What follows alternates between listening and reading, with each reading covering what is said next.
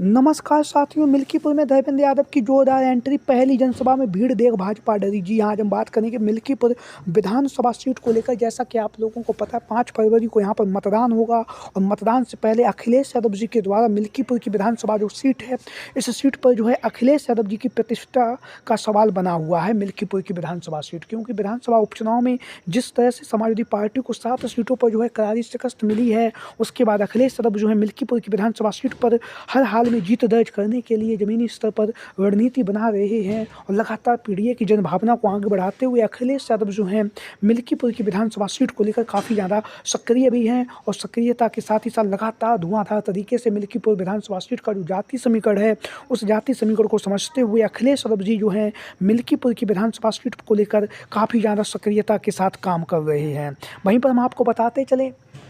जो है अवधेश प्रसाद पासी की अयोध्या के सांसद बनने के बाद जो है मिल्कीपुर की विधानसभा सीट जो है खाली हुई, क्योंकि मिल्कीपुर की विधानसभा सीट से अवधेश प्रसाद पासी जो थे विधायक चुने गए थे 2022 में, लेकिन जब वह सांसद बन गए तो उनके इस्तीफे से जो सीट है खाली हुई और इस सीट पर सपा मुखिया अखिलेश यादव जी के द्वारा अवधेश प्रसाद पासी के जो पुत्र हैं अजीत प्रसाद पासी को चुनावी मैदान में उतारा गया। वहीं पर अजीत प्रसाद पासी के समर्थन में आज जो है धर्मेंद्र यादव ने चुनावी जनसभा को संबोधित किया। उसके साथ ही साथ हम आपको बताते चलें, अयोध्या के जो सांसद हैं अवधेश प्रसाद पासी जो हैं धुआंधार तरीके से मिल्कीपुर की विधानसभा सीट पर चुनाव प्रचार कर रहे हैं। उनके साथ में ही समाजवादी पार्टी के कद्दावर नेता, ब्राह्मण समाज के काफ़ी ज़्यादा लोकप्रिय नेता पवन पांडे भी धुआंधार तरीके से मिल्कीपुर की विधानसभा सीट पर सपा प्रत्याशी अवधेश प्रसाद पासी के जो पुत्र हैं अजीत प्रसाद पासी के समर्थन में धुआंधार तरीके से चुनाव प्रचार कर रहे हैं। इसी के साथ ही साथ मिल्कीपुर की विधानसभा सीट से अगर हम बात करेंगे तो प्रिया सरोज जो मछली शहर की लोकसभा सीट से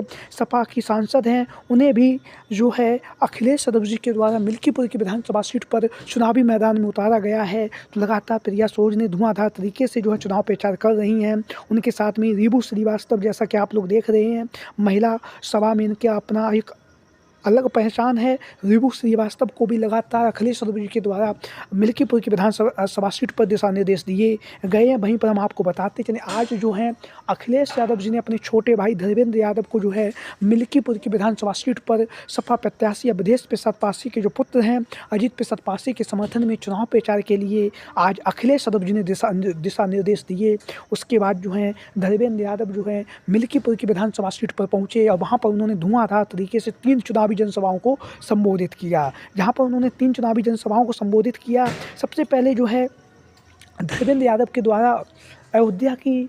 मिल्कीपुर की जो जनता है, जिस जनता ने समाजवादी पार्टी पर भरोसा जताया, अखिलेश यादव जी की नीतियों पर भरोसा जताया और लंबे समय से समाजवादी पार्टी जो है मिल्कीपुर की विधानसभा सीट जीतती आई है, तो उसके लिए जनता का आभार व्यक्त किया। उसके बाद ही धर्मेंद्र यादव ने आगामी शब्दों में जो बोलना शुरू किया, तो कहीं ना कहीं वहाँ पर जो है सपा प्रत्याशी की और धर्मेंद्र यादव की जय जयकार होने लगी, क्योंकि लगातार समाजवादी पार्टी के नेता कार्यकर्ता लगातार जो है मिल्कीपुर की विधानसभा सीट पर सपा प्रत्याशी अजीत प्रसाद पासी के समर्थन में धुआंधार तरीके से चुनाव प्रचार कर रहे हैं। वहीं पर लगातार धर्मेंद्र यादव के वहाँ पर चुनावी मैदान में उतरने से जो है कार्यकर्ताओं के अंदर एक नया जोश और उत्साह आया और कहीं ना कहीं नेताओं के अंदर एक नया जोश और उत्साह आया। जैसा कि आप लोग इन तस्वीरों में देख रहे हैं, आनंद सेन यादव, अजीत प्रसाद पासी और धर्मेंद्र यादव के साथ में तमाम दिग्गज नेताओं ने जो है मिल्कीपुर की विधानसभा सीट पर चुनावी जनसभाओं को संबोधित किया। वहीं पर धर्मेंद्र यादव ने आज चुनावी जनसभा को संबोधित करते हुए जहां पर मिल्कीपुर की जनता से सपा प्रत्याशी जो हैं अजीत प्रसाद पासी के समर्थन में जनता से वोट देने की अपील की है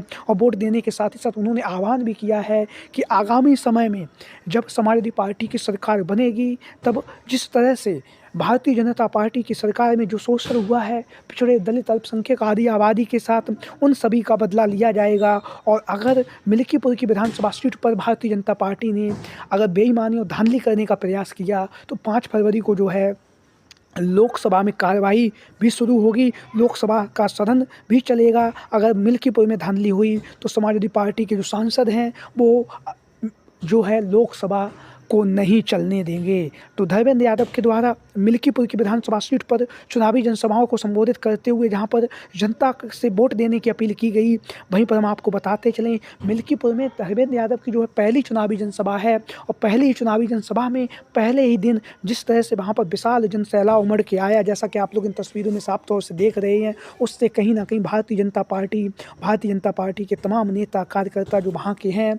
उनके अंदर जो है चिंता की और हार का जो डर है वो सताने लगा है, क्योंकि लगातार समाजवादी पार्टी पीडीए की रणनीति पे काम कर रही है। लगातार पिछड़ा, दलित, अल्पसंख्यक और आदि आबादी की जो बात है वो अखिलेश यादव जी कर रहे हैं। वहीं पर मिल्कीपुर की विधानसभा सीट को लेकर आप लोगों की क्या राय है? सभी साथी कमेंट बॉक्स में अपनी राय दें। जय हिंद, जय भारत।